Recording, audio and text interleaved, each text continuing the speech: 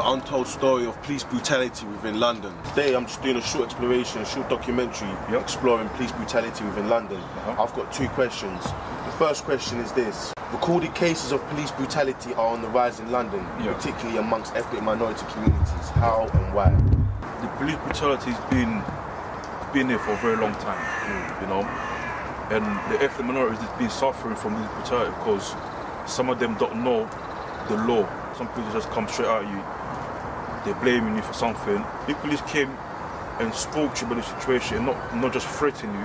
Sometimes a person can, you know, can feel more relaxed and explain themselves. But when police are there, straight away they, you know, coming aggressively, you scare a person, so a person will behave in some type of way where some police they might think, oh, the person is behaving a bit rough towards them. They will panic, and then the wrath of the person. Some people, you don't know, some people might have condition. One thing a lot of police forget, a lot of people out there, they're ill. A lot of people out there, they're older than they look, you know. I mean, touching a person, I mean, and not even giving them a chance to explain yourself. I mean, we have this situation been, like I say, for so long, and now, the new generation, they have a lot of anger towards police than the older generation, you know what I'm saying? Because back in the day, some older generation, they might have altercation with police, but it might not be physical. But now the police, they're taking these kids down, you know. They made things so personal and physical with these kids. I mean, you know, and a lot of these kids, they're dying in police hands. You know, me growing up, I don't remember any kids dying in police hands. I know people died in police custody, like in the police station, but not in kids in police hands and that. You know, he's gone out of hand. I mean, a lot of these kids are young, very young people, you know.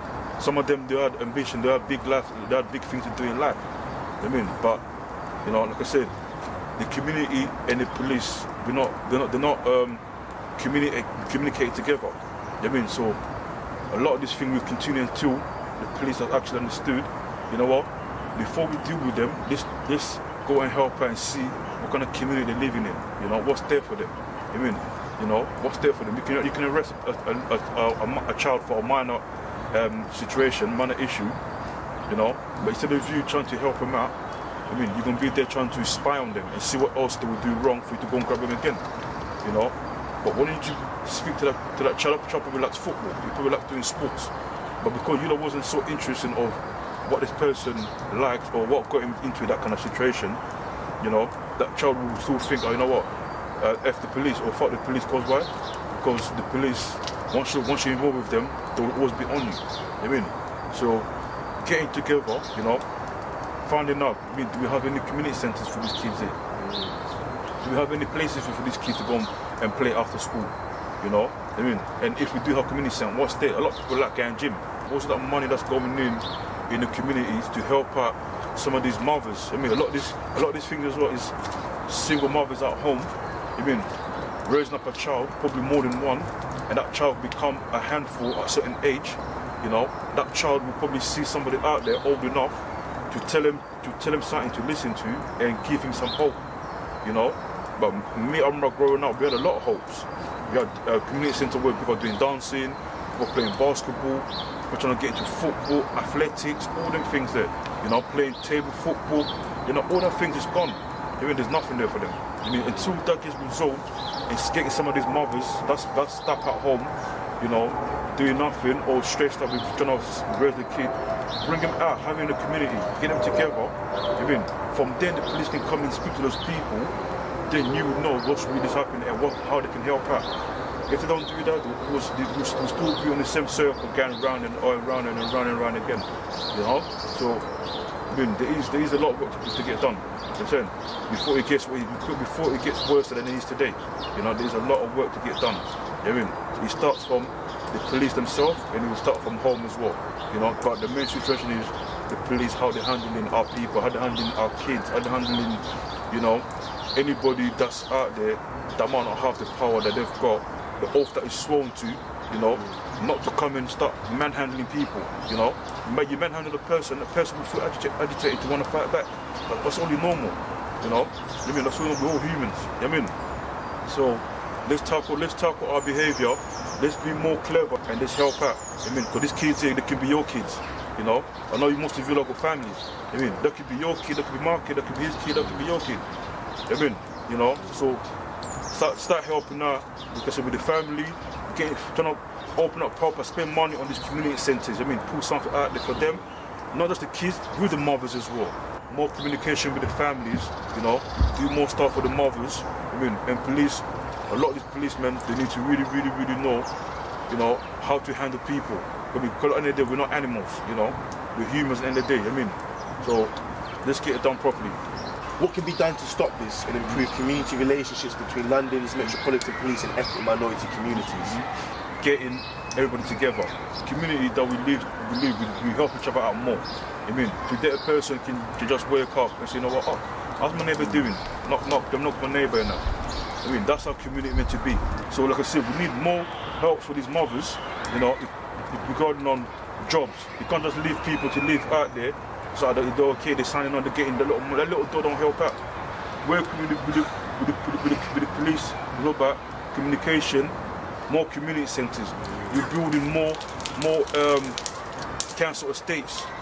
Spend money on the houses, you build nice houses, we need more community centres for these kids. We need more places for them to play. We need more football pitches, you know. We need more cricket pitches. We need a lot more, I mean, because our kids, they're not the problem. I mean, 2018, we can't be sleeping, you know. I mean, there's things to get done, you know. Mothers need to get help, kids need to get fed, you know, and the police, they need to get straightened up. I mean, we need more leaders of the areas, you know. I mean, so we always have some people there that a lot of people look up to, you know. If you hear about this, you know that people look up to them, go see them people there. Approach them, talk to them. Because some people, they prefer to talk to them people than police, you know. What can we do to help your people? Because they seem like they listen to you more, you know? I mean, what can we do? What can we offer you? Offer these people jobs. You see, because there's jobs out there to be given to people. There's a lot of people sitting at home, you know, just thinking of, oh, we're here now, the new year now, what are we doing? There's a lot to get done. There's a lot of jobs to be given. Let's get together, you know. Let's leave the arrogance at the side, you know. God is good, God is real, you know. Let's respect life. Let's not try to survive, but we need to try to start living. I say, because most of us here, it's like we live in the jungle, like we're trying to survive. We don't need to survive, we need to live, you know. So let's make these kids live, let's make us live today, yeah? And then let's hopefully things will change. Listen, thank you so much, brother, man. Thank you, I appreciate no it. This is a short documentary exploring police brutality within London. Our first question is, recorded cases of police brutality are on the rise in London, in particularly amongst ethnic minority communities. How and why? Police are just racist, and I'll be walking on the street, cause I'm known to be carrying knives and that, innit? So they'll stop and search, man, all the time, say that I'm carrying knives, just false allegations and stuff. But they're racist and that, always trying to get my nicked and stuff. It's annoying, fam. So man just moved out ends, cause my name ring bells. Like, the police, they know what they're doing, fam. They'll try to lie and say they're not racist, but deep down they know they're racist. They're trying to hide something. Like, obviously, like, how their stabbings are gonna be like happening and that. Like, the police are gonna be more aware that black niggas are carrying knives and that. So I kind of understand, but they kind of take it too far sometimes. Man's walking and that. It's not nice. You made a good point, though. You said that the police, you're known for carrying knives. Yeah. And that the police stop and search you. The police are going to stop and search you if you're known for carrying knives. Because they need to eradicate risk. I don't even carry knives no more, fam. They still stop and search me. They're harassing me, picking on me. I don't like it, fam. Sometimes I don't even want to come out my house, car. TT's now, if police see me, they're going to stop and search me, car. I don't carry knives, fam. That's what I've been trying to tell them. But they're not listening to me, fam. I'm not the only black boy that this happens to. Several other black boys that it's happening to on the street. The government are not doing nothing about it. They're just seeing stereotype black boys being misunderstood and that. So, it's just mad on the streets, son. Have you got any examples of cases where you feel that the police have overused their authority on you? Like one time, one was in the park, I was just sitting down, bully van went past. They saw two white boys running because they done something, but instead they came to me. They restrained me, put me on the floor, talking about I've been selling drugs on the ends, but I know that it's false allegations. They just wanted to stop and search me, the colour of my skin. So, it just fucked up, man. Yeah, so when they came to me, they approached me. They were like, oh, I stink of cannabis. I know you got a knife in you. Straight away, about like 3 male police officers that came, started searching up my jacket, roughing me, saying I'm gonna be restrained, cause I'm a menace to society, that I'm a nasty person and that. They said you're a menace to society? Yeah, that I'm a nasty person, I rob people. Yeah, there's been times when I've been nicked and I've been cells. They'll turn on my buzzer, like I'll be buzzing, I wanna get a drink or eat or something. They'll turn it off. And there's been times when I've been nicked, like I'm going on the back of a police van, they're roughing man up and that. Then when I tell the sergeant, man's not snitching that, but man been telling the sergeant and that, saying, oh, man don't like the way they treated me when they arrested me. But they still don't believe me. They start talking shit, saying I'm lying, I'm a thief, so I won't be heard and shit. But it's not right, man, it's not right. They're treating us like animals, fam. Like the life I live is like, it's real talk, fam. It's not even a joke, fam. Like the feds are out to get us black boys down, fam. It's not right. Is there anything else you'd like to add? No, not really, but I just want to say, fam, like, I don't understand, fam. It just gets me angry, fam. Like sometimes I want to do something to a fed person, like yeah, man. I want to do something, but I can't. It irritates me, fam. I don't like it. What they're doing, it's not right. We're not being heard, fam. All the time being stereotyped, fam. I'll be walking in the DLR. I won't have my hood up. You see white people moving nuts, fam. Why? Because you see a black boy with a black jacket and that. Like, I don't understand. There could be white boys doing the same, but they don't get the same reaction as me. I've got white friends, fam. They even know that the police are racist, fam. Like, they know, fam. It's not even a joke, fam. Cause their own white people, they know. They even say it. Cause there's been one time I've been walking with my friend. Bully van just went past. Two of us had a knife on us, yeah. But I ran away, came back. I got stopped and searched. He never got stopped and searched, and he had a knife on him. So, serious shit, fam. I'm telling you, fam. Don't even know what to say, man. Just gets me mad, fam. Yeah, man, as I was saying, fam.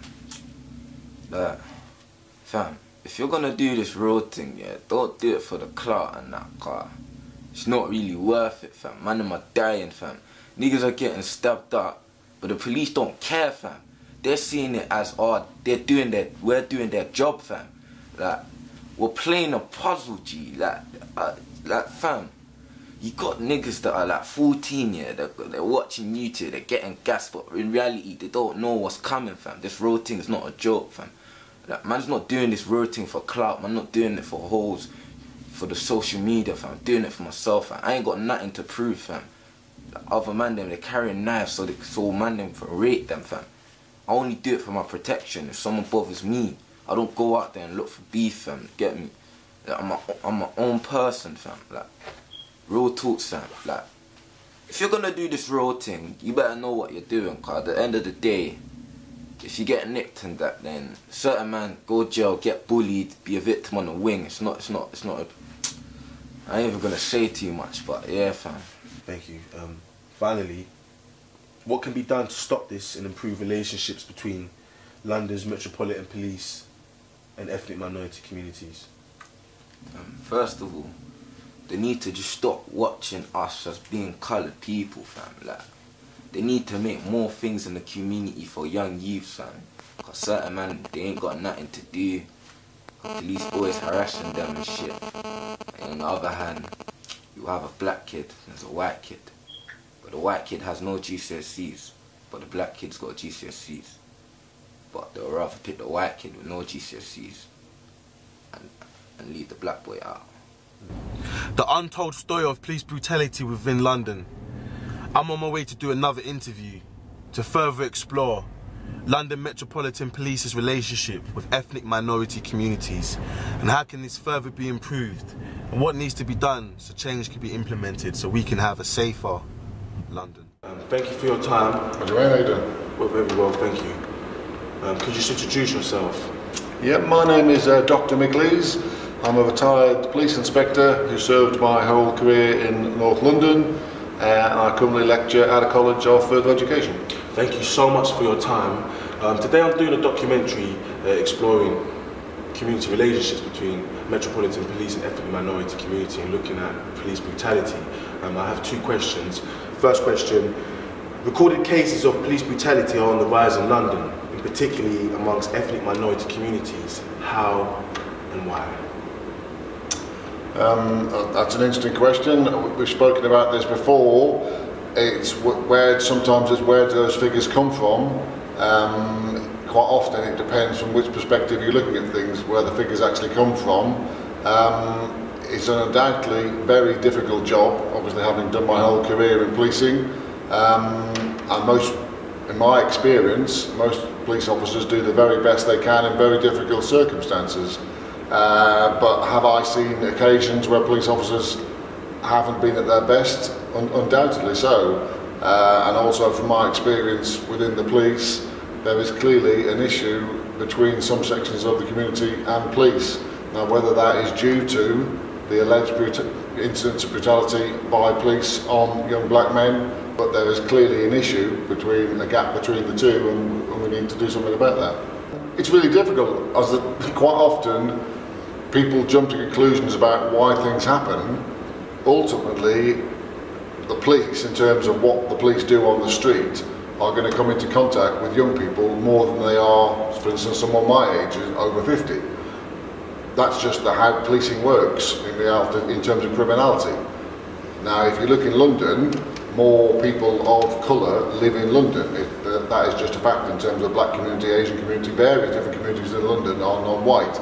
And those kids are on the street. So the chances of the police in effect coming into contact with young people of colour or young black men is greater in London and some of the other big cities. What we need to work on is why some of the interactions go wrong. Now, in my experience, sometimes it can be the police's fault that happens, and sometimes it can be the young people's. They don't accept they should be policed a certain way. But it's all very well, again, for me to say that, as I used to explain to my officers. Even if, when you're carrying out a stop and search, you do it perfectly correctly, if that's the third time that day as a young black man you've been stopped and searched, you are going to have the hump. And why is that? You could be a young black man and you could be stopped and searched maybe 5, 6, 7 times in one day. Why is it you've been stopped and searched previously? 10 minutes later you're stopped and searched again, matching a description that you can't match because you've just been stopped on a previous description. Again, in terms of the description, I wouldn't know about that, but in terms of, because again, in my experience, and you can only talk in life about your own experiences, my officers stopped people, as far as they were concerned, as far as I was concerned, justifiably. It comes down to the way police now police areas. So, because of cutbacks, and to be honest, this probably happened a bit before the cutbacks, but because of cutbacks and reduced resources, because London policing has been slashed about 20–25% over the last 5–6 years, they have very much targeted policing. They will only police certain areas. So if you're a young man who happens to frequent those certain areas, you're going to get searched possibly 2 or 3 times, because that's just the way it is. Now, what it comes down to is then an interpretation of why the police are stopping those young men, as in, if those young men were white and particularly hanging around those areas, would they get stopped? Clearly, possibly yourself and some friends of yours, in your experience, some of the guys who worked for the charity, who are all young black men, and they speak about walking down the pavement and noting people, middle-aged white people, crossing the road, possibly to avoid them simply because they're 3 young black men walking towards them. So there is clearly some sort of issue in terms of making society possibly scared of young black men. I think it's more, I would agree you with definitely in terms of portrayal. Obviously your experience is of young black men. My experience from my academic background is that it's not just young black men, it's all young men in terms of media, and not just men, young women as well, that the way the media treats young people is poor. The reality, their behaviour against what is reported in the press doesn't match up. From far back as 2004, when Maury did a poll in terms of 70% of the headlines being negative, it goes back that far. There's been Canadian research, all sorts of research, that it just doesn't match up. So the society has a more negative perception of young people than they should, and then you add to that this possible misperception of young black men, and clearly society has an issue with young people and possibly young black people. It's not just the newspapers, it's the 24-hour news, it's constant headlines. Unfortunately, we've just had these recent incidents in London where 4 people, young people, were killed have lost their lives. Within the year. Obviously, I spent quite a bit of time policing Enfield, and again, there's another stabbing in Enfield, and it's very difficult because we try to tell young people that actually the world is not quite as dangerous as they think it is, and therefore don't carry a knife. And then all it takes is a little headline in the paper about another stabbing, and they don't think so. Knife crime is massively up in London, almost 50% up on what it was last year for certain sections of young people again. So that crime is really up, and unfortunately, as we've seen, it can have really fatal consequences. So as a rule, crime is generally falling, but certain sections of crime are up. I suppose without making a political point, we'd have to ask the government why they've cut not just the police, but it's all public services. I find it hard to believe that the government can't find several £million to in effect save a generation and the young people within its large cities, when it can find billions of pounds to save certain organisations that they say can't fail. The reason we saved the banks was apparently they can't be allowed to fail. Well, I would suggest as a society we can't allow our young people to continue to be killed. But despite that, funding gets cut for the police and other public authorities. There's clearly a major issue between certain sections of society and policing and the authorities. Second question, what can be done to improve relationships between ethnic minority communities and Metropolitan Police, and what can be done to stop police brutality? The brutality one, I suppose, because from a police perspective I could argue that it's not quite as bad as the community thinks, but that's their perception, and again, perception is very much reality. So if that's their perception, then that is their reality. So for me, it's the police getting on with young people and the perception of lots of police brutality. They go hand in hand with improving relations with that community. One of the ways that the police should be able to talk to young people is through charities like that, because what was very clear from my research, and it's been clear from other research as well, is that the messenger is far more important than the actual message. Now I know I've got a whole career of policing behind me. I've also got a degree in law, a master's in community safety and a PhD looking at youth crime. None of that is going to help me talk to a young person and get them to listen to me, because as far as they're concerned, I'm a middle-aged white bloke. How can I possibly know what it's like for them? And they're right.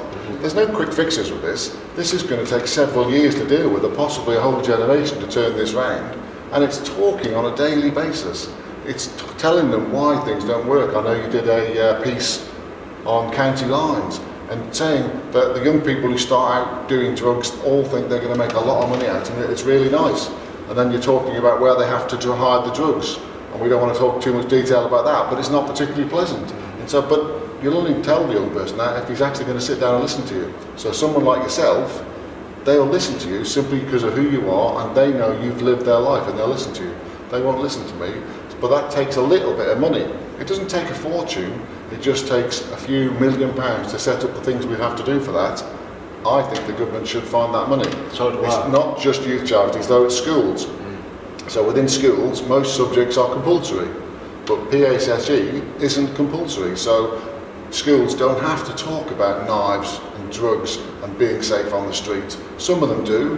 One of the schools I was involved with did, but it's a very mixed picture, and people don't have to be qualified in that subject. Again, there's lots of research that people like yourself going into a school as a guest speaker, that's much more effective than having a teacher deliver the same message. So again, it's about the messenger, but again, the schools have to have money. Again, schools are now short of money.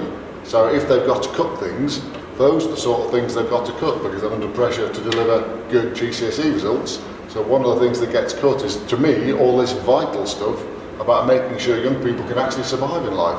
So it's all about talking to all young people. Then we get on to how we improve things with the black community.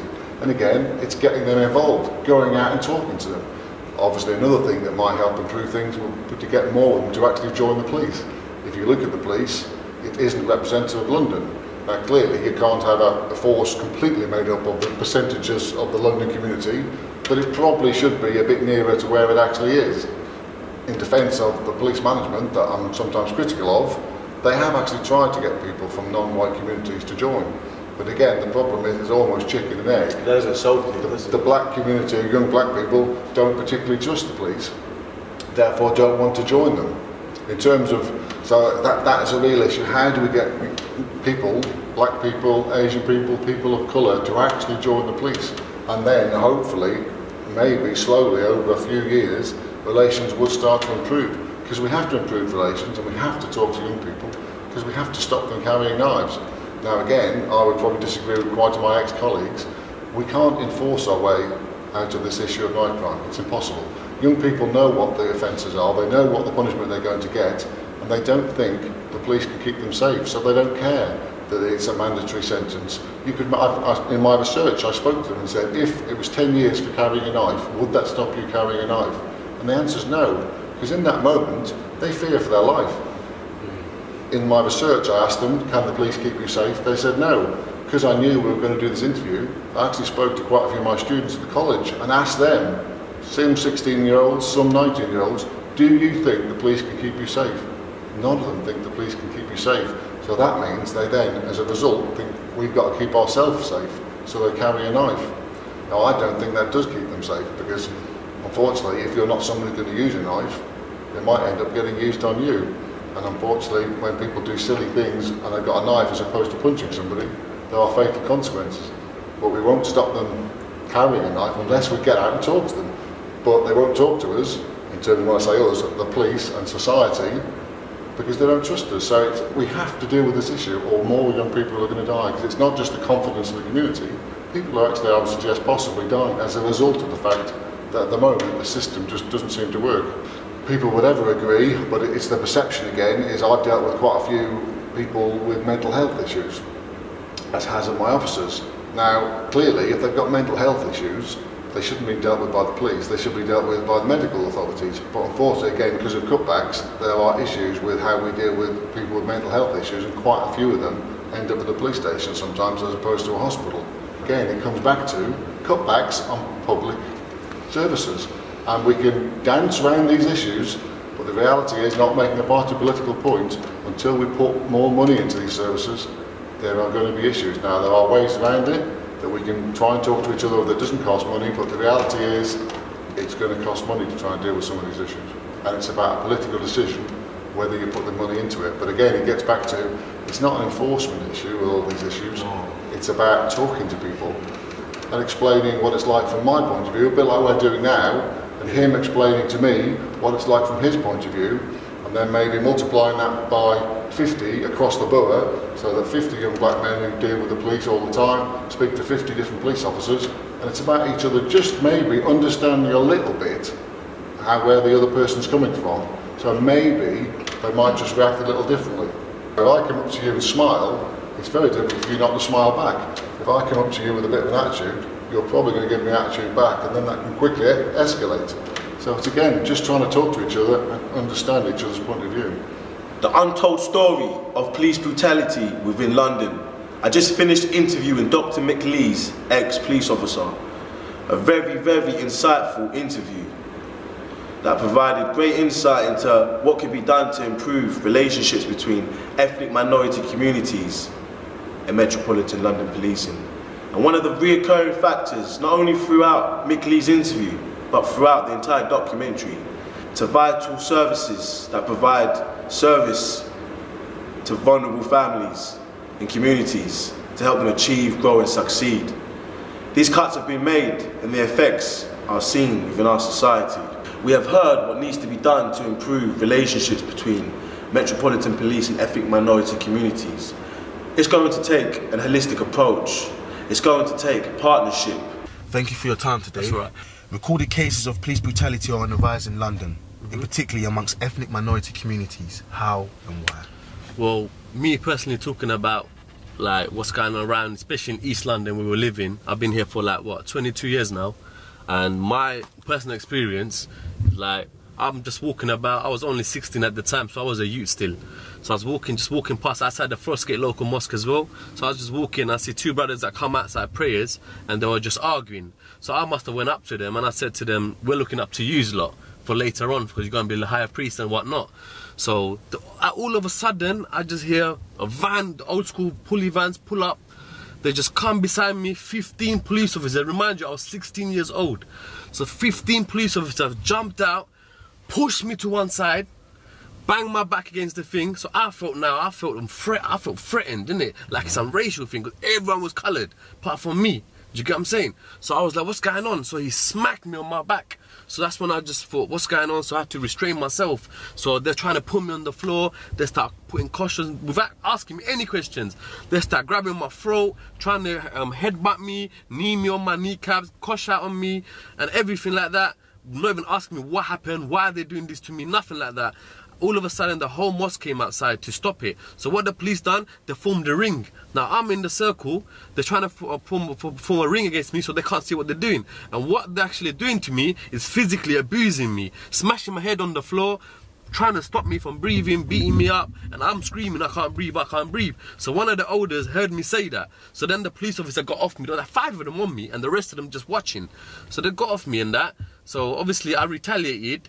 After about a good half an hour putting up a fight, they nicked me. But the thing is, they pressed false charges against me, saying I've attacked them, when I've got over 100 people that jumped out, the whole road, Romford Road, blocked off. They just come to me for nothing, for no ever reason. Even the guys that I was helping from not fighting each other, they also said, officer, he's done nothing wrong. You understand? So I felt like it was like racially attacked. I got attacked because they were boredom. They were sitting in the car bored, not knowing what to do. Because obviously I know, when I was youth, I used to study because I wanted to be a police officer myself. So I knew. So after whatever happened to me, I just gave up that kind of course. I thought, I don't want to do something that's not real. If I'm not going to be here to support the public and just to do my job and get that payroll, that's not me. I want to earn my hard-working money, you know what I mean? Like, I want to do something that's positiveness like that. But not just go there just to fill the cells up because I got a target to reach. Like, I got this much numbers to fill up the cells within this limited time. Nah, that's the wrong job. You know, if you're gonna get paid, do your job properly. You're what's it called? They're meant to be our protection of the people, right? What protection? You're harming me instead. Recently, this brother lost his life. Also, that could have been my life 15 years ago. Same thing happened to him in Plaistow. Riot outside his own mum's house. His mum was screaming, let him go. What did they do? With aggression, they physically abused him and they strangled him on the floor while restraining him. Like, realistically, for a youth, you don't need to put that much of a strength on a youth. You don't need that physical abuse. That's physical abuse. The other day I read on the papers, like, what do you call it? 11-year-old guy, African, because his mum slapped him, he ran away and went to the police. He's a little youth, yeah, he's a little boy. Ran to the police station and said, my mum hit me, slapped me. But as where we come from, third world country, that's discipline. We call that discipline. So where this country, they love to break up family bread. They love that shit. So what did they do? When the boy got taken away to a foster home, the foster people abused the little kid. So that kid, what did he do? Middle of the night, he ran away, come home. Yeah? So what did the police do? They ran up in his mum's house and trying to take him off his mum's arms, and he's crying, saying, I don't want to go back in there. I want to stay with my mum. After him saying all that, they still didn't want to do that. They still forced and dragged that kid out of his mum's arms. So that's not right. So the way I see police brutality is not right, man. They're not doing their job properly. The way I see it, we're getting terrorized. I came in 1992, as I said, and I still feel scared. When I walk in certain streets, I can't even look at certain people in the eye because I'm thinking they might think I'm giving them wrong indication, or they might think, why is he looking at me for? Why is he getting brave to look at me like this? You know? So I feel uncomfortable. Sometimes I don't even go Shoreditch, even though there's more of my people there. I'm still scared to go there because when them police turn up, I fear for my life, brother. I fear for my life, and trust me, I will go 10 miles away from them if I can. The second question I have is, what can be done to stop this and improve community relationships between London's Metropolitan Police and ethnic minority communities? Well, for starters, to be honest with you, we've got enough people just going to join the police force for the payroll, yeah, because it pays decent. But what the Metropolitan need to do and exercise their people that they're hiring is literally give them a verbal training of how to talk to people, how to understand someone, as in body languages. Is this person safe for me to approach him, to talk to him, to acknowledge that person? Yeah, they talk about how they can drive around and then tell if this guy's a drug dealer, if this guy's carrying a gun or a knife. You understand? It's not about that. How can you say that things when you the one that we are scared of? You're the one that I'm scared of, yeah? I don't need to carry nothing, and they will approach me in a manner like I've already done something wrong, like I've already committed a crime. But that's what I'm trying to say. They need to acknowledge us. They need to come across us. They need to know how to come across us and talk to us in a sense where we will only talk to you back the way you're talking to me. The untold story of police brutality within London. I've just done another interview, and again, some fantastic points raised. Ethnicity seems to be a predominant reoccurring factor that seems to be popping up within the topic of police brutality. And when exploring the solutions to this, it's going to take an holistic approach. It's going to take communities working with police, police working with communities. I'm on my way to do another interview, another epic interview, to provide more insight into police brutality, the untold story within London. Thank you for your time. I have two questions. First question is, recorded cases of police brutality are on the rise in London, in particularly amongst ethnic minority communities. How and why?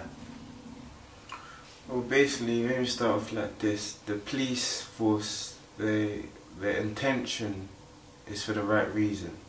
You understand? What they're built for is a good purpose, but also it's a shield. It's a shield where you can be, if you're healthy, like if you're wealthy, if a certain family's wealthy and they've got a certain money, they can get you into this, and it gives you a free way to do whatever you want. And now this is what turns to black people, because there's a system, as we'll call white supremacy, which is within the police force. You understand that there's a section of them, people that just want to go against black people because maybe that's how their ancestors or their grandfathers taught them. Maybe that's the way they grew up. So it's natural to them. So they've targeted black people so they can just lower the whatever they fear of, because they're targeting us for a reason we do not know why. Some of us don't know why, or maybe it's just I could say a reason, but maybe it's not their reason. So there's many reasons to it. What would that reason be? Like my reason personally, they're targeting us because they're scared of us, because they know that black people in general, if you go back into history, our ancestors, we own empires, we own the country, we own land, and now look who owns it now, the white man, the governors. And when I say white, I'm talking about the governors behind the sheets, the ones that you don't see, the ones on the news that you see in that little room, you see they're all white. Do you understand? And it's not even a colour thing. You can say it's not a colour thing, but let's get to the facts. It is. Because at the end of the day, it's about keeping in power for yourself and for your people, and that's what the white people have done. They kept in power for themselves and for their people. You understand? And one of them is a police force. That's why you could either grow up to be a police force, or you can grow up to be a doctor. You understand? It's a hereditary thing also.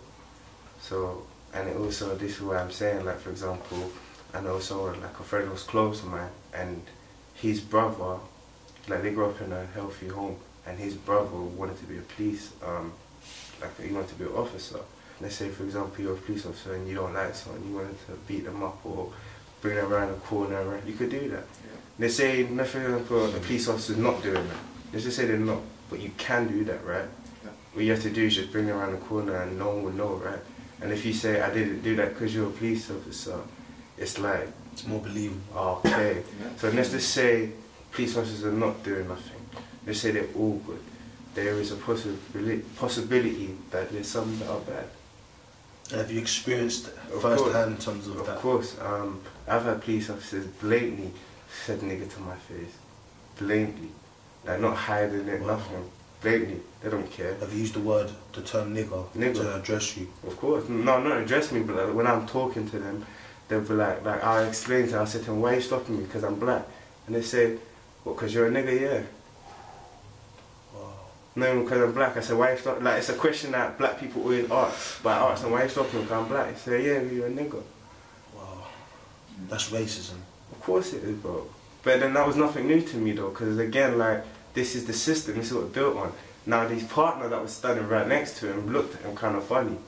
And his partner's the same colour. This is what I mean. Like, there's some police forces that are willing to do good, and there's some Rebecca. When he said that, his partner looked at him confused. Like, you understand? So it just shows you they're alone. But again, because he's a police officer, that's his partner, he's going to back him in. He's going to, alright, cool. So again, even if he doesn't want to be racist, he's still got to back his partner, because he's a police force. Would you say that racism still exists within the system and within the police force? Of course, bro, because that's like, they say racism has gone off and past and that, but I'm sorry, but like, if you look and then go into history, that you raped, not to forget the whips, you raped, you cut off balls.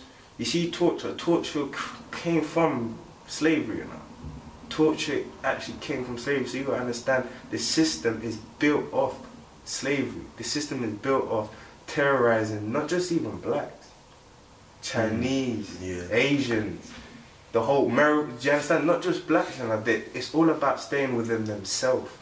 You made some really, really interesting points, some really valid points, and you've provided tremendous insight into police brutality within London amongst ethnic minority communities.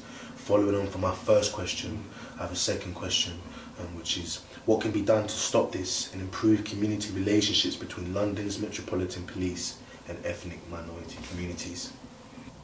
To be honest with you, what could be done is, the truth is, nothing can be done. It could be done, but it has to be done by itself, if you understand. It's right now, you can't depend on your enemies to change things, do you understand? You can't depend on even the good ones to help you, because again, the enemies have got them on their side, you understand? So you can't depend on no one, you just have to depend on yourself, and doing that means just building for yourself and building just more than just having a 9-to-5 job though. This is what I mean. We're in a mindset where we think to just work, to have a 9-to-5 job, have a house, have kids, and that's it. Holiday, no, build more. You understand? Get resources, get oil, get things that what right now people are going to war over, because that's what matters. That has value. Alright, because that's why they're going to war over it. Think higher, think bigger. So then when we have resources like this, that's when we can do something, right? That's because then we have money, we have like opportunities. Okay, do you know what I'm saying? But we can get in there. But right now we don't have none of that. We're broke and we're trying to kill each other to make it. Do you understand? So we can't really depend on ourselves then, but that's what we have to do. That's the only thing. That's why we have to stop killing each other. And it's been said many, many, many times. But not even because of black race where we're brothers together. That we've got to stop killing each other, because if we don't, we will die. You understand? This is survival now. Thank you for your insight, I really appreciate it. Definitely. The untold story of police brutality within London. I've just done a series of interviews and there was exceptional insight, and again some reoccurring factors pointed out. One being lack of resources, and again, another one being ethnicity being the main cause of police brutality. Myself knowing that it's very difficult, a police officer has a very difficult job day to day, keeping people safe, and it's very hard to distinguish when a police officer has overused their authority and when they haven't. And this is what this documentary hopefully explores and brings greater awareness around and asks questions that need answers to. Thank you for your time. I've got 2 questions. First question. Recorded cases of police brutality are on the rise in London, and particularly amongst ethnic minority communities. How and why? It goes back from, what, we could go back 60, 70 years. Black people segregated, racism, various reasons, whatever else. The younger generation that we grew up in, we took that on ourselves, created our own societies, created our own systems, feel me? A lot of people took out the road life, the street life, whatever it was, because they felt like they was pushed to that life. They couldn't get a 9 to 5, feel me? Their parents couldn't discipline them the way they wanted to, because we got things in place like social service and those things. Again, it causes pressure on the family. They can't make ends meet with the money, so the kids will grow up. They want to make ends meet for their family. They don't want their mum suffering, so they only go one way. So when it comes to the police and that coming through now and they're telling you you can't do this, and then you've already been told you can't do one thing, you get a clash, man. It's going to be a war. You know what I'm saying? So the police think they're doing the right thing by using their reasonable force. The people that we grew up with, the people that we know and stand by and believe in, we do the same thing, man. We stand by what we believe in and use our force. So the police will only have to go up a level. You feel me? So at the same time, we have to understand where they come from and see if we can make a change as well as them making a change, or we can make a change together. You feel What me? can we do? As a community, we need to start building our own foundations. You know what I'm saying? Like, there's plenty of things out there. We've got people doing music, drama, you get me? We've got people that are out there doing painting and decorating, plumbing, but they're always looking for the people at the top to employ. You need to start from the people at the bottom, because they will never get a chance. You feel me? It's the same old story, the rich get rich and the poor get poorer. Yeah, man, it's like, come on, man, we all need to become Robin Hood in here. We need to start stealing from the rich and giving to the poor. But nonetheless, you could be rich and give to the poor. You know what I'm saying? If you're poor, you can create something and give to the poor. It's all the same, man. Like, the police are just out here doing their job. It might be wrong force. It is a job nonetheless, you know what I'm saying? But we adapt to what they do. And that's just how it is on the streets, man. You know what I'm saying? The police want to start carrying guns, man, they're going to start carrying dogs, guns, knives, start rolling in numbers. It's just how the world's going to proceed, you know? Again, we've been painting with that brush, you know? Black people will forever be selling drugs, or there will be rapists, murderers. There will never be civil shit with everybody. We're all going to be an outcast. So the police will always portray that because it's what's on TV, it's what's in our music. We're not doing nothing to justify it. We're giving it to them. You know what I'm saying? We're out on the roads, day in, day out. You know what I'm saying? We've got the big whips, we've got the big chains. We're out there. So the police will always target us because we like to live good. We like to look good. You know what I'm saying? We want to eat good. We want to smoke good. You feel me? Like, it's just how it is, man. And so the police brutality is real because they're fighting a battle amongst themselves. If they don't attack all black people, people are going to say they're not doing their job right. They attack too many black people, everyone wants to pull the race card. It's a difficult job. It's a difficult job. So as a community, we can make their job easier by taking ones in our community under your own wing. You feel me? So as a community, we need to pull together. Anyone you see struggling or going down the wrong path, just grab them and give them something else, man. Even if it's just a conversation, it does a lot, man. Thank you, that was really extremely insightful. Second question. What can be done to stop this and improve community relationships between London's Metropolitan Police and ethnic minority communities? Alright, see, when I was growing up, man, we used to have a lot of fun days, you know, youth clubs, all these different things, and the police will come down, the fire brigade will come down, the ambulance service will come down, as one community, and everyone just used to have fun. You have nothing like that no more. You have no youth clubs, even down to your local gyms, swimming bars, no one does nothing for the community no more. So there is no community. So again, as for bringing it together, the community needs to come together with the councils and start bringing these things back, man. Start giving back to the communities, to the kids, even the older generation. There's a lot of older people out there, they don't know what to do with their lives. They can't work or whatever, so they just sit at home and they're just watching their soaps or whatever. They need something to do. If they create more events, people will turn up. You know what I'm saying? It's been proven. Yeah, from when they stripped it, everything's gone to a rise. You know what I'm saying? When we had these things there, yeah, we still had our gangs, but we had our gang in our youth club. You know what I'm saying? My gang was my music group. We used to buck up at the youth club, do music, leave youth club, done. The untold story of police brutality. I've just finished interviewing what was a very different interview from the other interview. As a community, we have to look at how we can help ourselves, how we can better utilise what resources we do have, and how we can better the relationship between Metropolitan Police and ethnic minority communities. Thank you so much for your time. Yes. I really appreciate it. Yeah. I have two questions.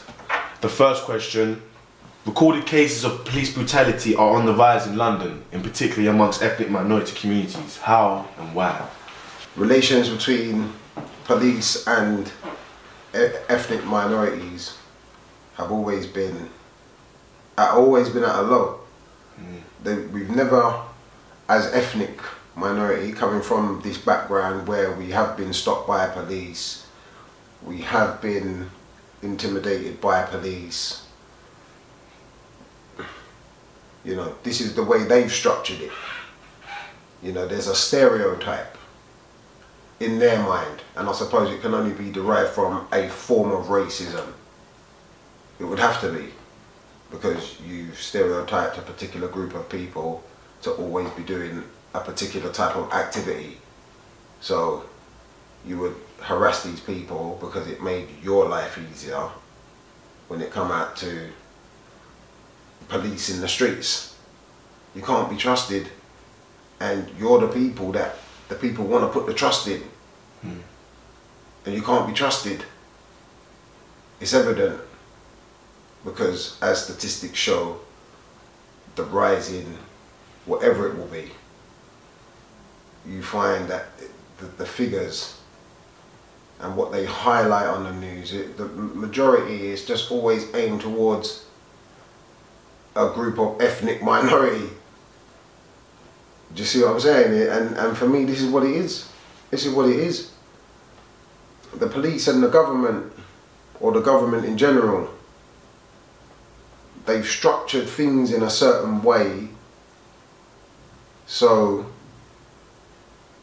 if they wanted to fix it, they could fix it. But it just seems that every month you're hearing a cut here or a cut here.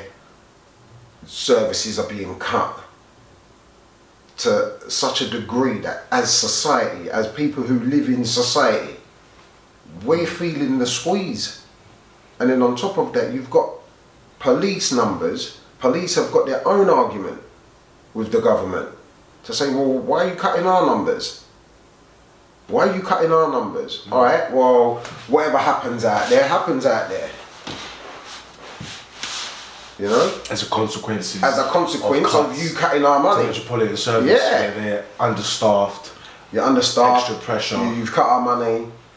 This is what it is. I mean, we can take it back to like even Stephen Lawrence days. It took 18 years.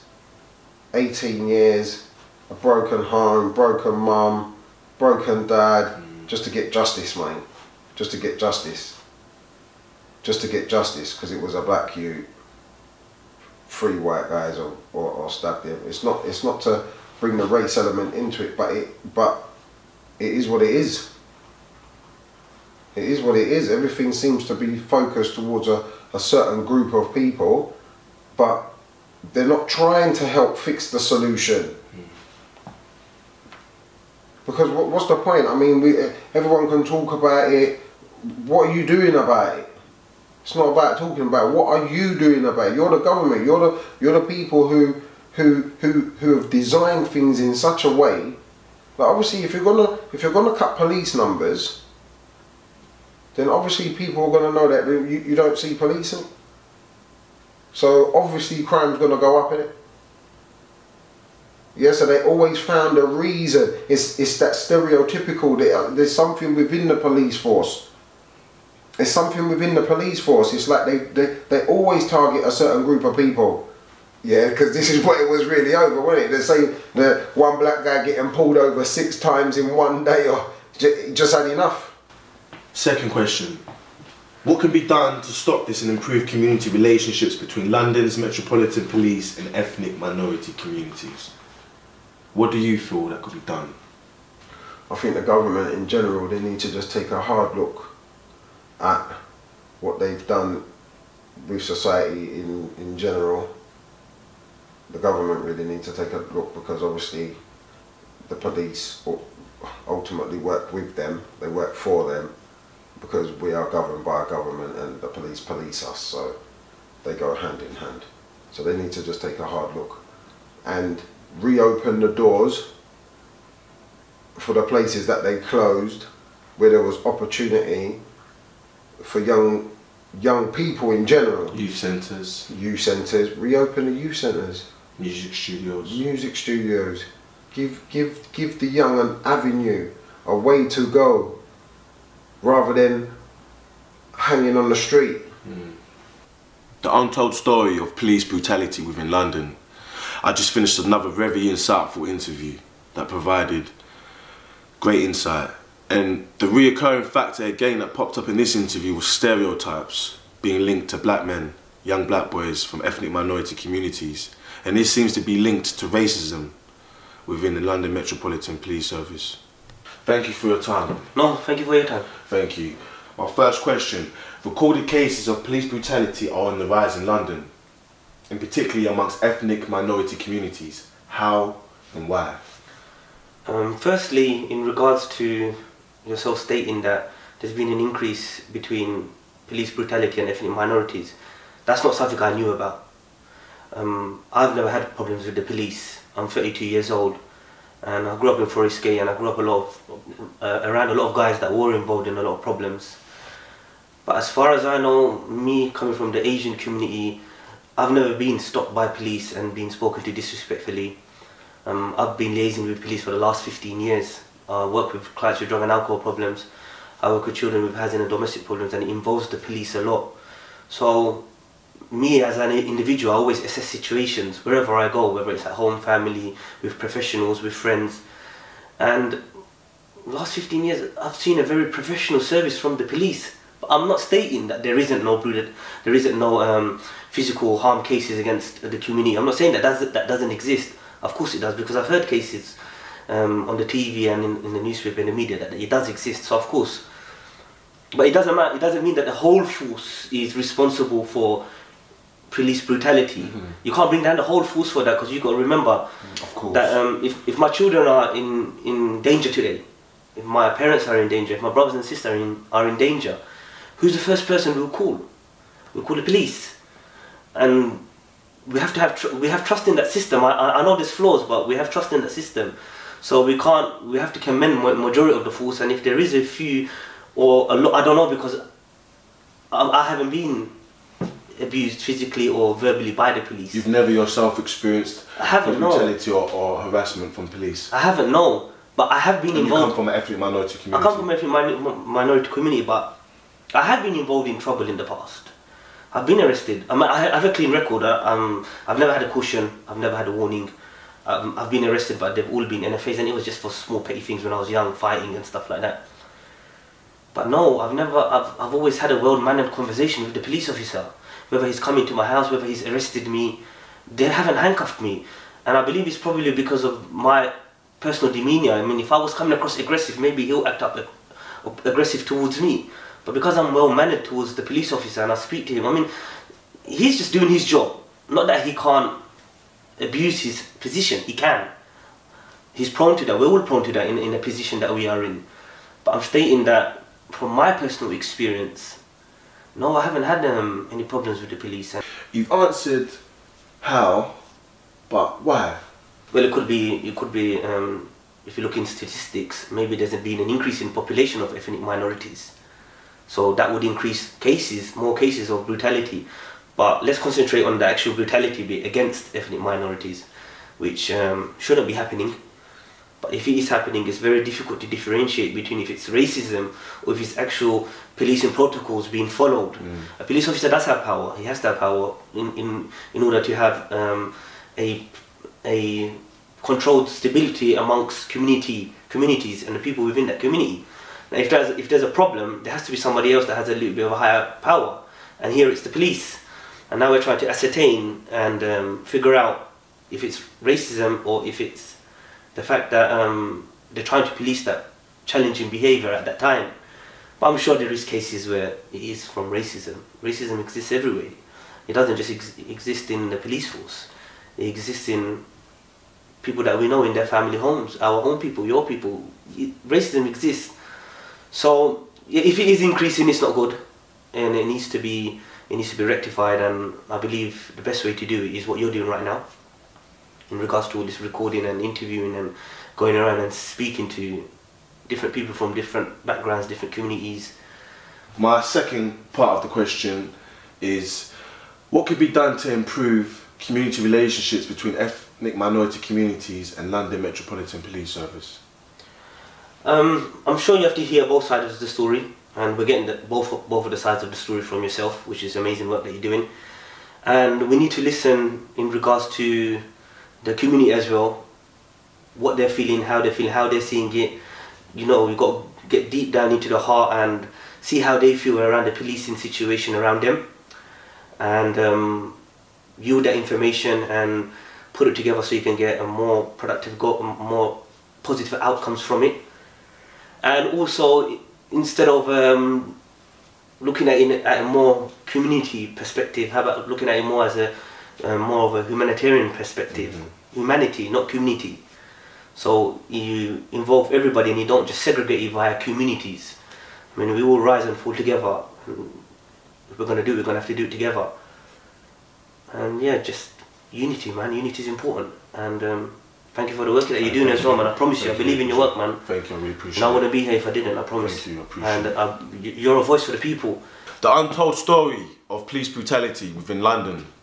I've just finished another interview that was very, very insightful and very interesting. A factor was that a man from an ethnic minority community had not experienced any police brutality in his life, which goes to show that it's not all ethnic minorities that experience police brutality, but we're here to target those that are experiencing it, to raise awareness for the unspoken voices of these broken communities. And thank you for joining us on this documentary exploring relationships between Metropolitan Police and ethnic minority communities. I have two questions. First question. Recorded cases of police brutality are on the rise in London, and particularly amongst ethnic minority communities. How and why is this happening?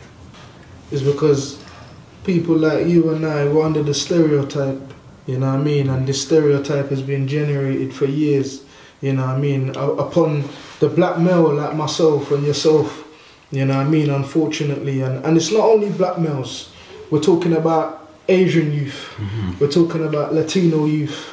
We're talking about all races that come from that ethnic background kind of structure, so to speak, you know what I mean? That's been placed by the higher power, unfortunately, you know what I mean? When you go back to your question now of why it's happening within ethnic communities, is because we're the ones who's being targeted through all this, you know what I mean? Because of that so-called stereotype that's been placed onto our ethnic groups. You know what I mean? All these brands and titles that we get labelled with, but they don't get to know our ethnic group. What can be done to stop this and improve community relationships between Metropolitan Police and ethnic minority communities? Well, I think one of the main biggest answers for that is unity. You know what I mean? At the end of the day, if I unite with you, that can only make what you're trying to do and what I'm trying to do stronger and bigger, and ignite an even positive message, you know what I mean, for other people to come together and just unite, you know what I mean. At the end of the day, the problem is that a lot of the enforcement teams are obviously trying to keep themselves in their job. So this is why the stereotypical reasons are coming about why a lot of these people and a lot of our young ones are getting locked up and things like that. You see what I'm saying? So at the end of the day, it's about unity. The untold story of police brutality within London. We're going to explore this and we're going to get to the bottom of this, yeah? Because justice needs to prevail. And until we look beyond race, religion, where neither gender nor age have a play in respect or equality within the land that we live in, there will be no peace.